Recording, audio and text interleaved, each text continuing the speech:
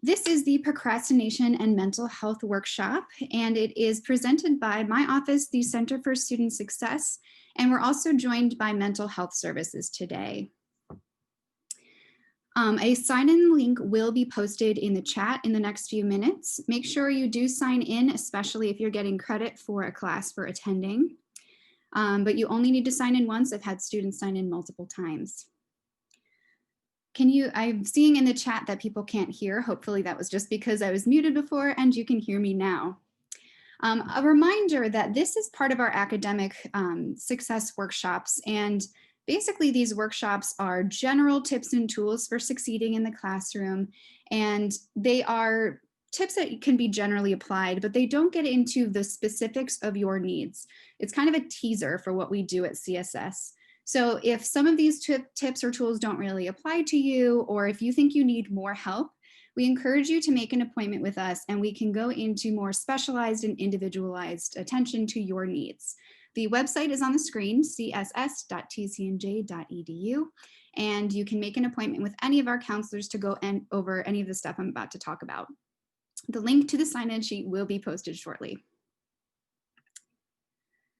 So this wellness wheel, I'm going to talk a little bit about procrastination and how it affects your intellectual wellness. And then I'm going to hand it over to my colleague, Dr. Jonathan Murakami, who's going to talk more about mental health and procrastination and how they go hand in hand.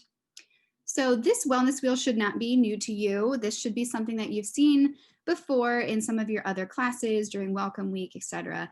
But the general idea is that there are various pieces to your wellness and they all go hand in hand. If one is affected, they are all affected. So this is something to keep in mind because often we think of wellness as just physical or emotional wellness, but all of these are important. And we can't talk about procrastination if we don't talk about time management. So everyone has the same amount of time in the day. We all have the same number of hours, minutes, seconds, but really how we use that time is what's important. Since we all have the same amount of time, it's about managing yourself within that set of time. So that's what we're going to talk about, are some ways to manage yourself within that time. So there's two pieces of this. The first is knowing yourself, and the second is planning ahead. I'm going to go into planning ahead in a minute, but first I'm going to talk a little bit about knowing yourself and being really honest about what kind of learner you are. Now, I want to acknowledge that you're all very smart students. You made it to TCNJ, and often you might know what kind of learner you want to be. It looks like my sign-in sheet might not be working, so at the end, I will repost it if it's not working right now. But let's think about what kind of learner you are right now. Let's be really honest. And I think you might know the answers that if somebody said, what kind of learner are you? You might know what kind of answer someone might want to hear, but the important thing is to be really brutally honest about what kind of learner you are now. It's hard to give a treatment if you don't know what the diagnosis is, right? So think about what kind of learner you are. Do you work best if you work with your hands? Are you somebody who likes to rewrite your notes because you know you'll remember them better? What are your study habits and in what environments do you thrive? So do you work best in a group?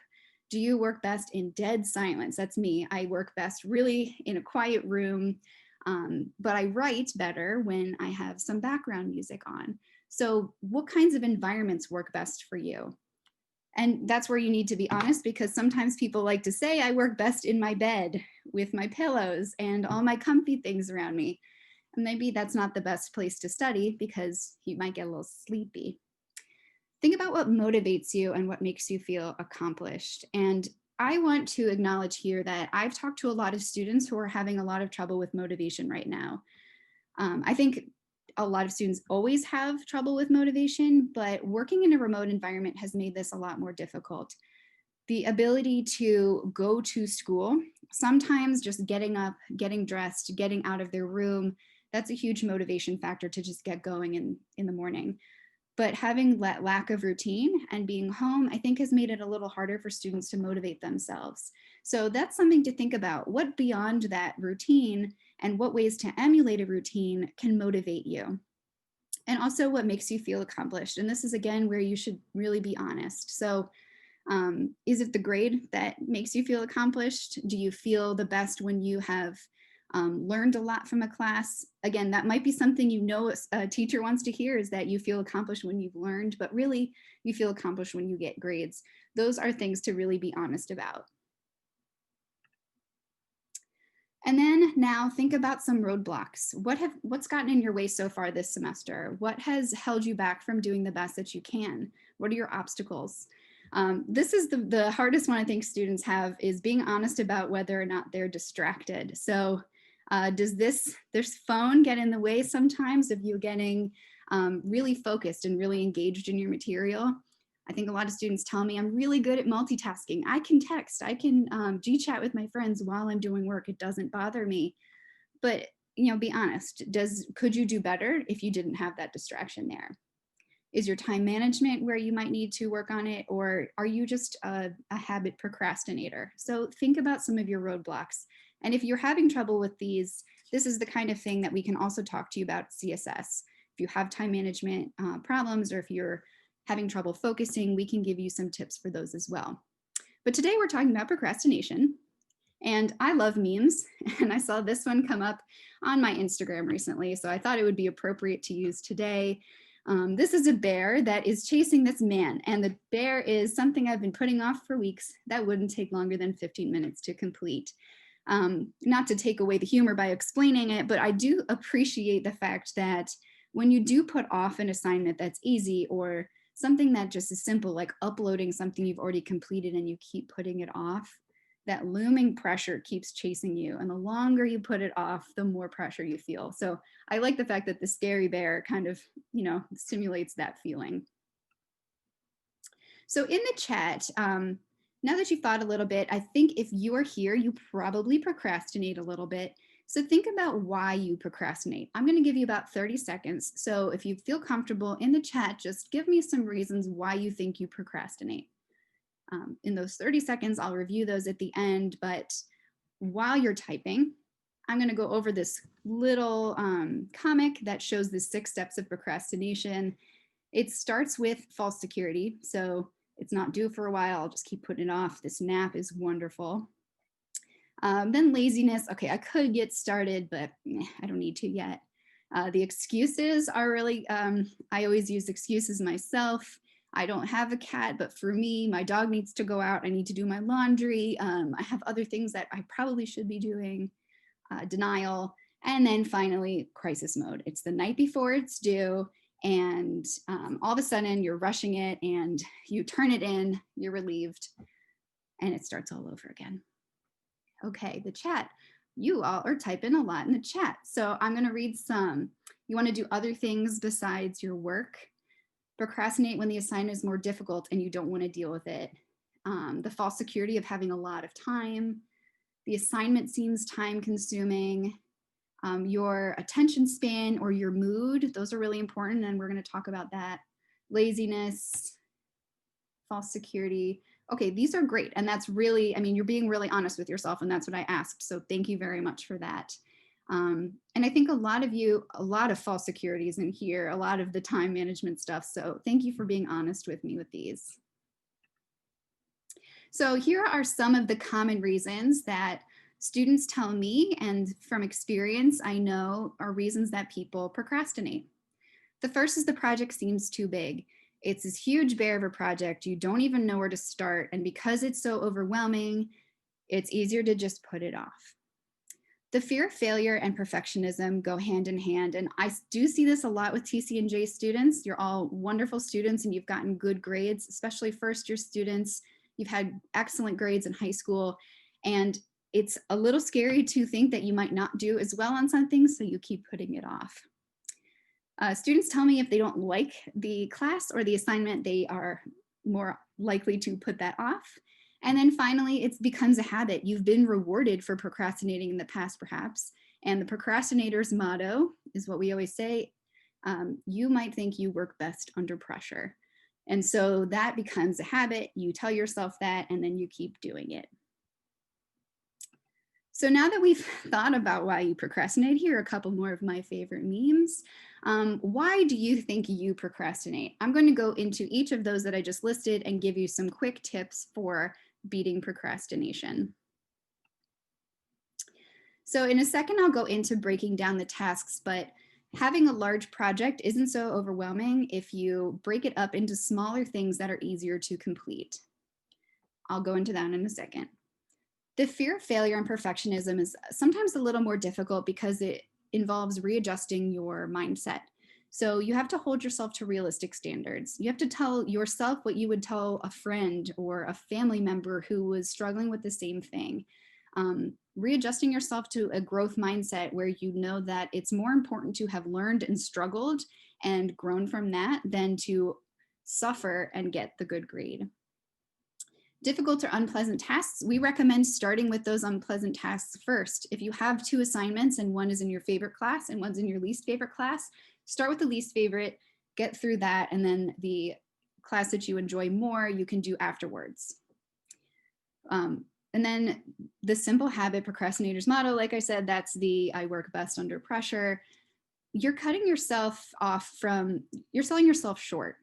Give yourself the chance to do even better with time. You do well under pressure, that's fantastic, but think of how much better you could do if you give yourself the time to succeed.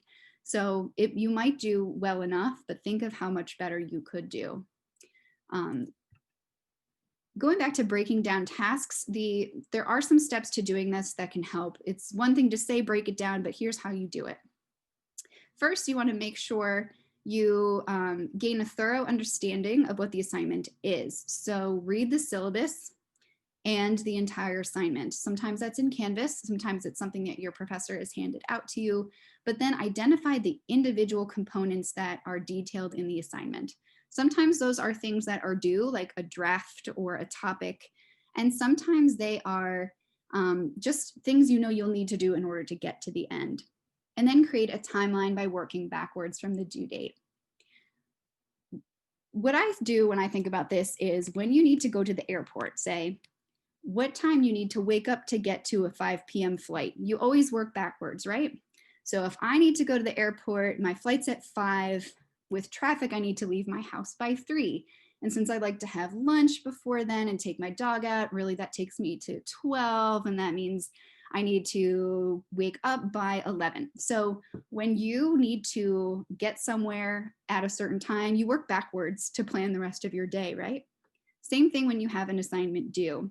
You work backwards from when it's due. And then the other key is to write it down. So if you don't have a written schedule, it's hard to know that you're running late. So here's an example of this. Let's say you were assigned a research paper and it has tasks. So the first thing to do is write down the tasks. So all of these might not be things that you're turning into your professor. These might just be things you know you need to do in order to accomplish the end research paper. Choose an approved topic. You need to do research, you need a rough draft, you need a final draft, and then because you want to take advantage of all of the resources at TCNJ, you want to go to a writing conference. So now we work backwards. It's due October 26th. We say that it should be due to you on the 25th. This is more important now even than it was before. Now that we are in a digital environment, there are more variables that could get in the way of you turning this in on time. So have it all done at least one day, if not more, before it's due. That helps you in case you have internet problems or your Word crashes and you lose a draft. There are things that can get in the way. So give yourself an earlier deadline. Then work backwards. So you wanted to go to a writing conference, which means it needs to be done at least one day before then, which means you need to make the appointment a day before that. The final draft would be due a few days before that. The initial draft would be done before that. So as you can see, you've gone backwards till finally your first thing is finalizing your topic on October 5th. So that gives you 3 weeks of work to do. Sounds like a lot, and that's because it is, but imagine trying to do each piece of that in like 1 or 2 days. That's too much, and that's when it gets overwhelming. So if you break it down and spread it out, you can really start to accomplish more and more until you get to your end goal. So a few takeaways from my portion of this is first, you have to be really honest about your obstacles. What is getting in the way of you doing well? You might know what kind of learner or what kind of student you want to be, and be honest about what's preventing you from getting there. It might be your environment, it might be your distractions. So think about what you can do. Plan in advance. That means reading your syllabus. It means putting your work in your planner. It means looking ahead at assignments so that you are not getting an email reminder that something's due the next day. And then finally, committing to changes. I can tell you all these tips and I can lay out the road to success for you, but unless you actually commit to making a change and doing this yourself, then that's the second part of it. I can tell you how to succeed, but you have to commit to making the changes to doing better. But what if all of this is more than just a lack of planning or motivation? What if there's some other mental health issue involved? And that's where my colleague is going to take over this presentation. So I'm going to mute myself and stop sharing my screen to allow you to share. All right, so thank you for that, Maddie. I thought that was really great. And I also want to really emphasize to everyone listening today that a lot of the skills that she went over are actually, I think, really key skills to implement even when your mental health is not doing super well. So in my portion today, so I work as one of these staff psychologists over at Mental Health Services. Again, my name is Dr. Jonathan Murakami. And I'm going to talk to everyone today about the relationship between procrastination and mental health. And so first off, let's start with what is mental health? What do we mean by that? And I want to emphasize that when I talk about mental health, I'm talking about something slightly different from mental disorders. And mental health refers to this general term that talks about a dynamic state within ourselves, a dynamic state of internal equilibrium or balance within ourselves. And this is a balance that can change and is actually constantly changing from month to month, week to week, even day to day. And mental health is composed of many components. And depending on how these are functioning, they ultimately can have effect on how our mental health is doing overall. So things like how we express and manage our emotions, our ability to understand people, our ability to cope with adverse events as they come, our ability to function in multiple roles, whether that is as a friend, a family member, a student, a colleague, a member of a particular artist community, as an athlete or a religious background. There's so many different roles that we occupy that are affected by our mental health. Mental health is also affected by how we take care of our bodies. And I also really want to emphasize even just the basics of sleep, proper diet, and some regular exercise are all important things to keep up with in your daily lives as well. And it can be tough. If you've never started a routine before involving these kind of things, it can feel really intimidating to have that kind of routine built in your life. But similar to what Maddie had said in terms of trying these new behaviors, I want to mention that part of the journey around really implementing these skills involves difficult practice. And by that, I mean difficult time, it's going to take some effort, it's even going to take some frustration, but I encourage people to still try it out over time because over time, the more you practice this, the more you find a way to make a plan that fits for you. You get to make a plan that can be flexible depending on how you're doing, and you get to make a plan that ultimately becomes less effortful over time. Going back to other things that comprise our mental health, they also include how we think about things, what is our perspective on things, and even how we socialize with others. So why is mental health important when it comes to procrastination? And the reason why it is because for some people, their issues with procrastination really are related to how they manage the negative moods that come up around the task itself. And so procrastination is a way of dealing with one or several challenging emotions that can come up with studying. This might apply to some students, it's not going to apply to everyone. But for some students, the bigger challenge that comes up when they try to do a task that's really challenging and they want to procrastinate is because of how much it makes them bored, or how anxious it makes them feel, or how frustrated or resentful it makes them feel, or even how hopeless or how shameful it makes them feel about it. And some people think, why would emotions have such a difficult time with this? I feel like those aren't really that big a deal. And why can't we just get past it?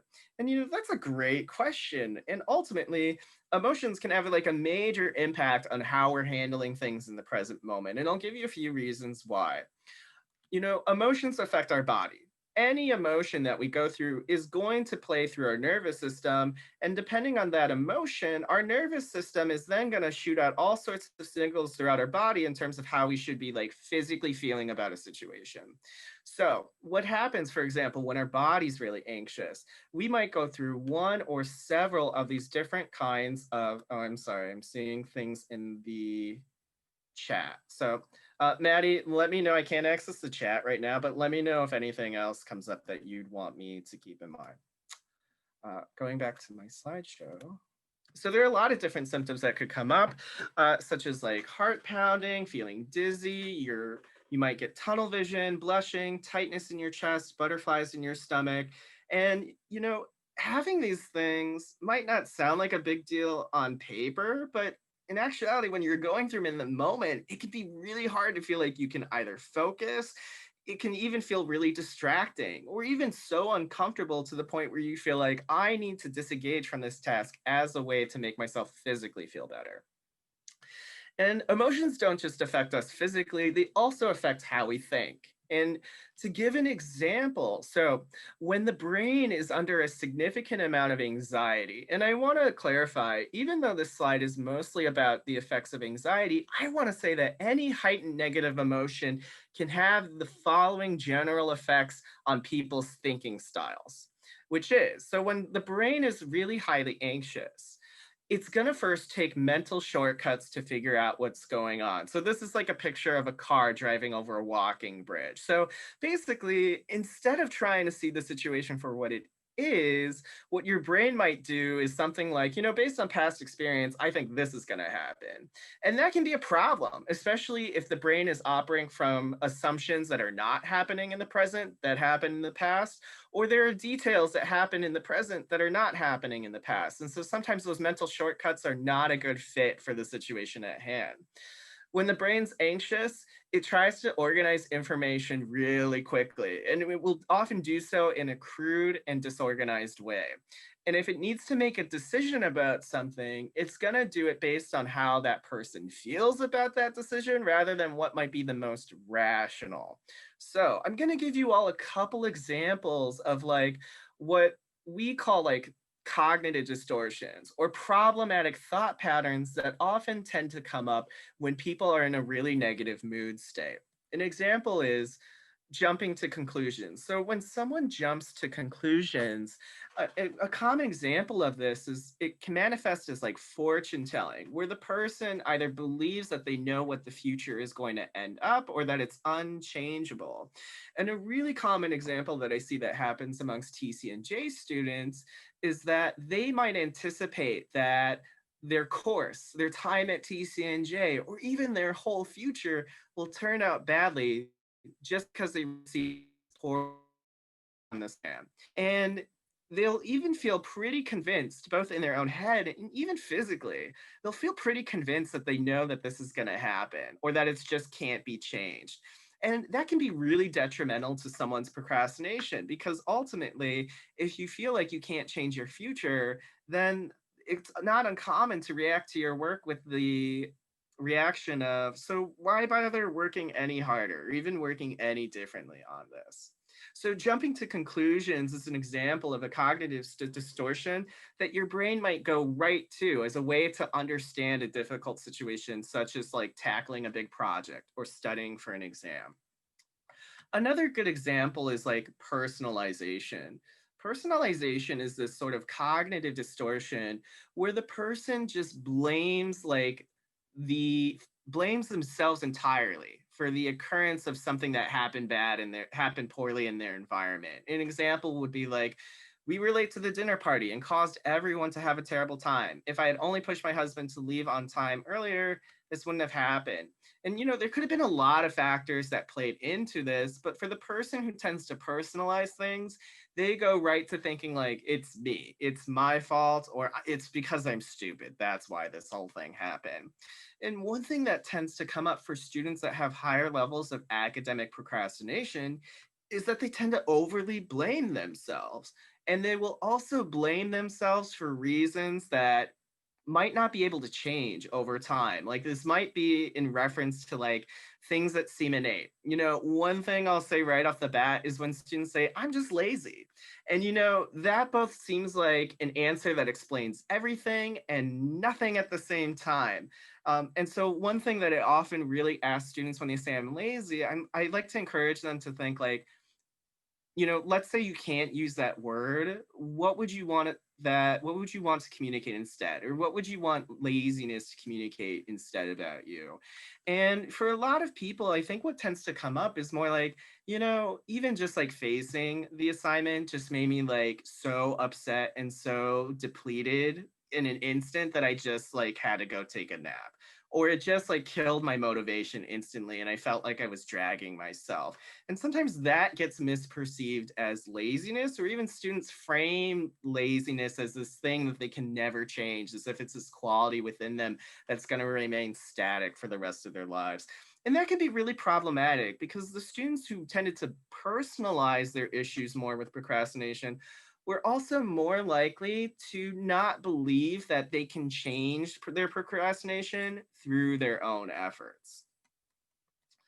So, to summarize, tasks that are perceived as difficult or challenging can bring up negative emotions. And so, what we talked about just now kind of exemplifies why negative emotions can sometimes lead to or exacerbate procrastination. Because when people face a difficult task and it brings up issues of anger, sadness, worry, that can lead them to talk negatively to themselves or about the situation. It can bring up a lot of physical symptoms that can be so uncomfortable that it makes the person just want to get away from that experience.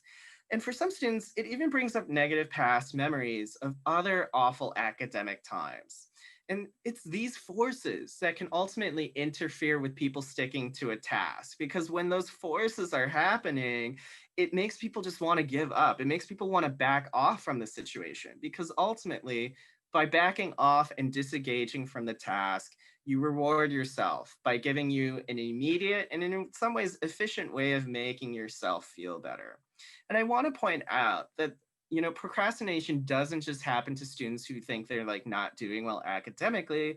I also want to point out a number of perfectionists struggle with procrastination, and their negative self-talk tends to come in the form of like berating themselves for not doing better, berating themselves for not starting earlier, or even telling themselves like, you can't do this, you can't live up to your all A's standard, and people are going to learn in this assignment that you're just this idiot who tried to pass off as someone who was smart.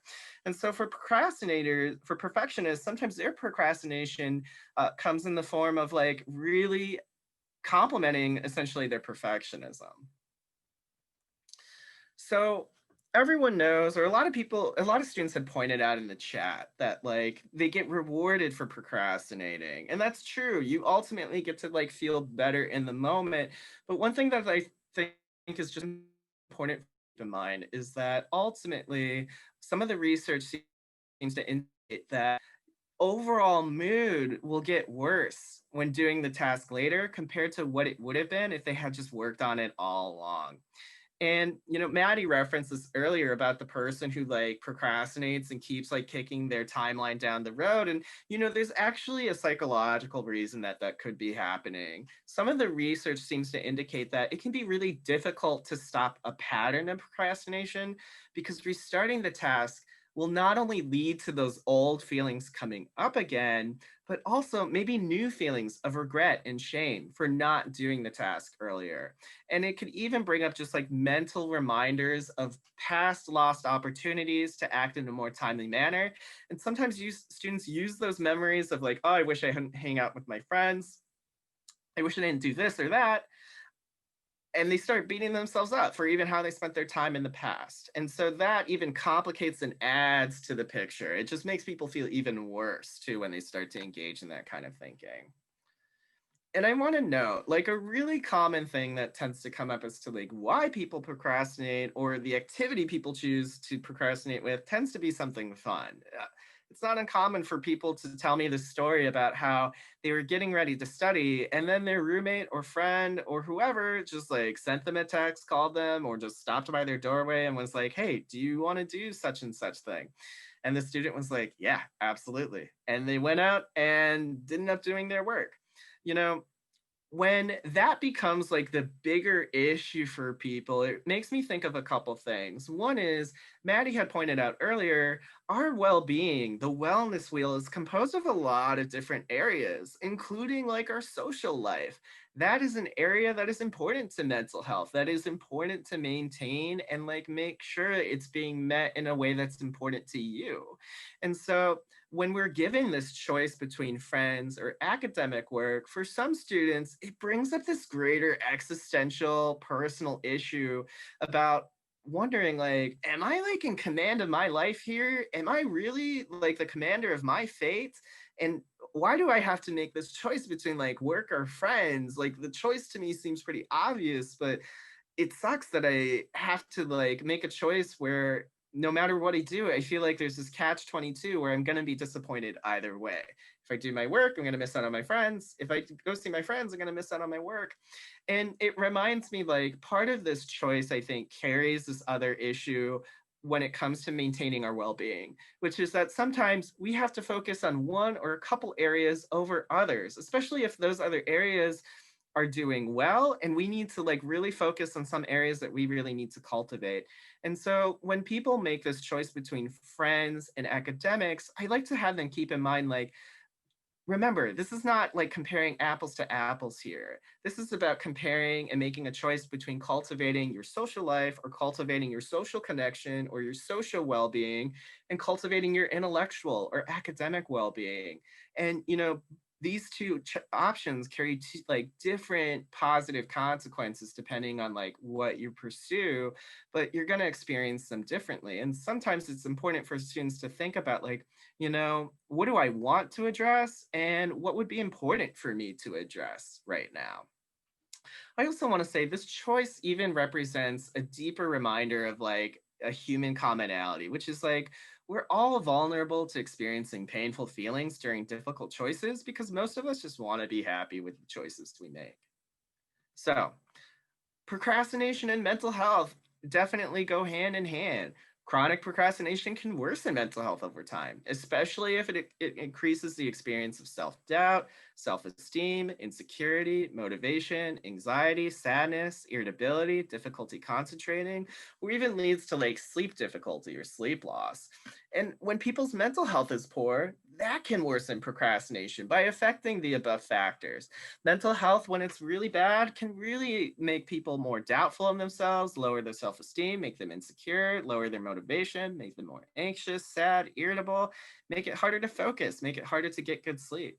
And so the two definitely kind of like can affect the other, and it's kind of a bidirectional path between the two. And I want to make a special note about trauma. So, mental health involving traumatic issues can be influential in procrastination for some students.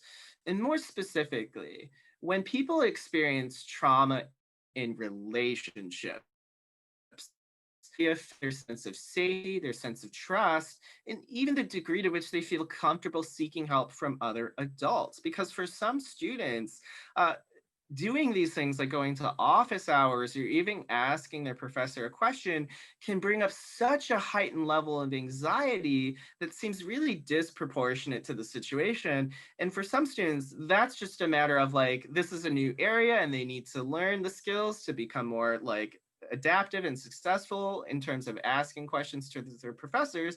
But some students have historical experiences that make it really hard for them to put themselves out there in that kind of vulnerable way in which they can expect some level of safety from like someone like in a position of power, like a professor. And so for some students who are procrastinating from help seeking, sometimes that often comes from a mental health issue around like traumatic experiences they went through in past relationships. So there are a couple like coping skills I want to go over. And one thing is deep breathing. So deep breathing can be really effective because it can really help people start to calm down like the physical symptoms that come up with negative emotions. And that's actually important for how it affects thinking, because for some people, the biggest issue that leads them to think really negatively is when they're physically feeling awful, it starts to affect how they think. And it can also be vice versa. Sometimes when people are thinking really negative things, it starts to trigger their nervous system to also physically feel really rough as well. And deep breathing is actually a great way to like calm down your nervous system, which in turn can help calm down your brain a little bit and help you think more clearly. And there are a couple caveats I want to mention about this. One is that deep breathing does not always work, or sometimes it will just produce like a little decrease in your physical reactivity. And I want to say, actually, even a little decrease is still progress to me. It's still important. And therefore, if you even notice just a slight decrease when you do square breathing, that's a good sign. There's also a group of people that deep breathing is not a good technique for, and it's for, and some of the research seems to indicate that for people who have excessive control issues, meaning like they have to have some level of control in almost all parts of their life, even with their breathing. And so when they do deep breathing exercises and they relax into their breath, that can feel like a loss of control to them and it makes them freak out. So why am I saying this? Because ultimately, if you're someone who is uncertain about deep breathing or knows like it's not for them, or knows like you have really like major control issues, and even the idea of just letting your breath relax makes you freak out or makes you feel like you're losing control, don't do this exercise. There are other techniques to consider. Deep breathing doesn't have to be one of them. So we're going to all do square breathing together. I mean, hopefully, assuming everyone's listening and paying attention. So uh, I'm going to go through 3 rounds of it. I'll go through the instructions, but basically square breathing is as follows. You're going to inhale for 4 counts. If 4 counts is too long, you can shorten it. If it's too little, you can lengthen it. Make this exercise work for you, but you'll inhale for 4 counts, hold your breath for 4 counts, exhale for 4 or 5 counts, hold your breath for 4 counts, and then repeat this process again and again until you notice some change in your body. We'll do this 3 times. I'll go through the instructions out loud. This is one of these techniques that you can do by yourself, or you can do it even in a group of people and people won't notice because you're just breathing through your nose. This is also a technique that I also like to clarify that in really heightened states of anxiety, even just a small change in what you're feeling is a good sign that it's helpful. And I recommend you could keep doing this exercise until you start to like feel like you're in a place where you can focus again. I even sometimes have students do deep breathing as a way to help them fall asleep, because when they just focus on their breath instead of their racing thoughts, it helps them calm down. It gives them something to anchor their brain towards, and it helps them keep like distracted enough so that their brain doesn't go into like anxious overthinking. So I'm going to ask everyone to find a comfortable seated position. You can do this eyes open, eyes closed, and we'll go through 3 rounds of this. The first couple rounds is always tricky. People like forget parts of it or feel uncomfortable like holding their breath, and that's totally fine. For the most part, by the 3rd round, most students feel like they got the instructions and can do it effectively. So again, everyone please find a comfortable seated position. And inhale, 2, 3, 4, hold, 2, 3, 4. Exhale, 2, 3, 4, 5. Hold, 2, 3, 4. Inhale, 2, 3, 4. Hold, 2, 3, 4. Exhale, 2, 3, 4, 5. Hold, 2, 3, 4. Last one. Inhale, 2, 3, 4. Hold, 2, 3, 4. Exhale, 2, 3, 4. Hold, 2, 3, 4. All right. I'm going to assume everyone did a great job, whether you participated in it or not. So deep breathing of any kind can be really helpful in regulating the physical aspects of a negative emotion. Some helpful thinking strategies. So a really common way that I've seen other people try to motivate procrastinators has been if you keep doing it, you're just going to make things worse for yourself. And there's sort of this hope by highlighting the consequences that it'll jumpstart that person to get working. And maybe it does. But for some students, that actually makes it worse because it just makes them feel more anxious and sad and upset. And when they're feeling that in the present, those emotions, as they get heightened, can make someone even want to procrastinate even more. And so some of the research seems to suggest that when students focus instead on getting more negative consequences, but instead focus on what are the positive consequences. And this could go a couple different ways. Some research suggests by framing it as procrastination will lead to fewer positive outcomes, sometimes that helps students. Some students need to be told, if I procrastinate less, I will have a greater likelihood of experiencing more positive outcomes. Sometimes framing it that way is really helpful. And I actually encourage students to keep that in mind and be specific about what you stand to possibly gain by not procrastinating as much, such as you increase the likelihood that even though you're stressed now and it makes it hard to do work, starting now will help you reduce future stress levels over time. You will increase your organization by starting now. You increase your chances at doing better or understanding the material more. You increase your chances at identifying problems now rather than later. And you will even experience some positive effects on your other parts of your life. When you have a clear strategy or have a clear plan about working on your project, it helps you become more focused and present with other important parts of your life, which might get dominated by you thinking about those projects when you're spending time with them. And I want to say, even for the students out there who are procrastinating to the point where they're on the verge of failing or getting really poor grades, and it feels like, okay, these strategies are helpful, but I could have used them a couple months ago. I want to note that for some of those students, you might be procrastinating on other behaviors that might be helpful. And it's not just studying. For some students, they might need to think about the gains that they make outside of their courses, such as you know what, it'll be helpful that I learn how to talk to my professor, or get to know the Center for Student Success, or talk to the Career Center, or MHS, or the Anti-Violence Initiative Office, or the Alcohol and Drug Education Program, et cetera, et cetera.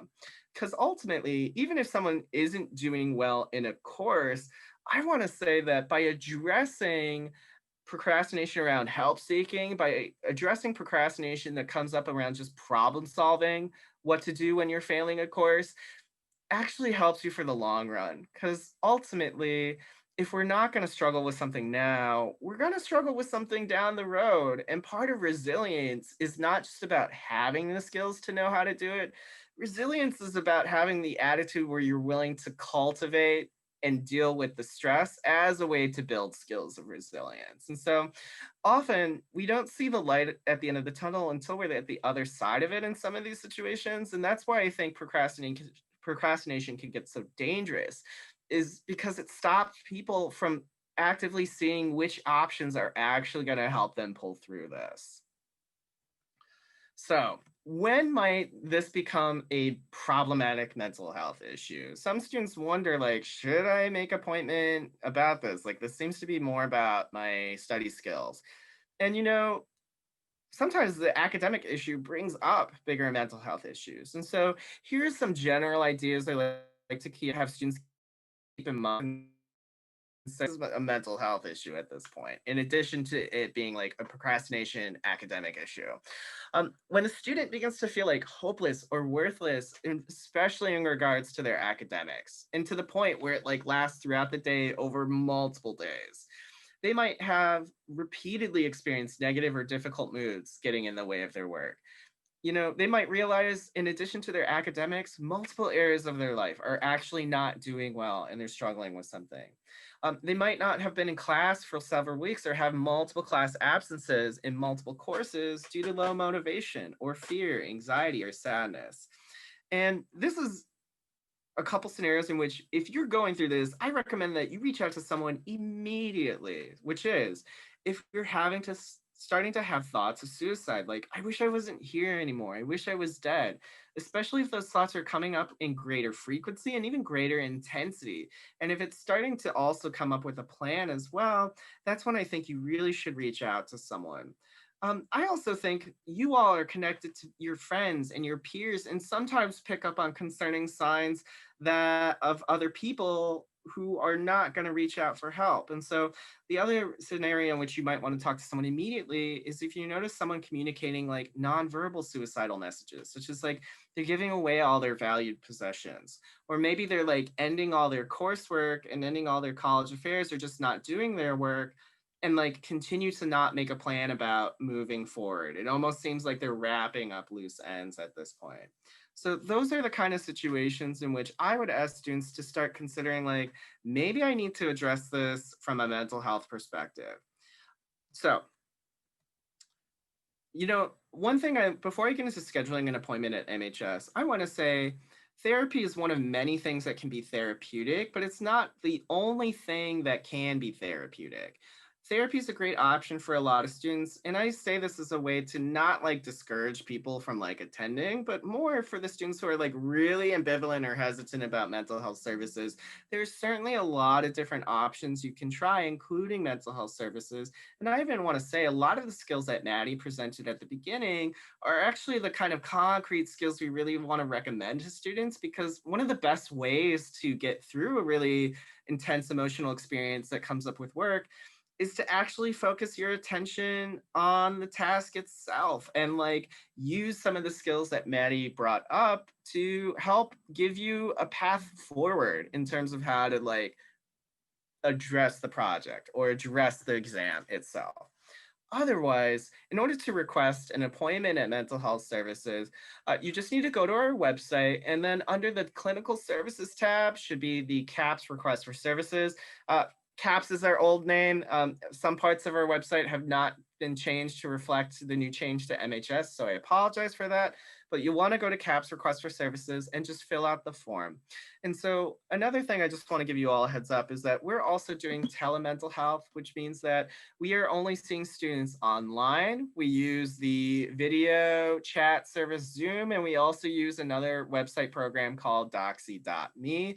And so we are doing that with students. And one of the main expectations we have is that when we work with students doing telemental health, they need to be an environment in which it's like they have total privacy. There's not like people who are in the room with them and could like listen in on the phone call. We just really need students to be able to be in a space where they can like have a private conversation with their counselor.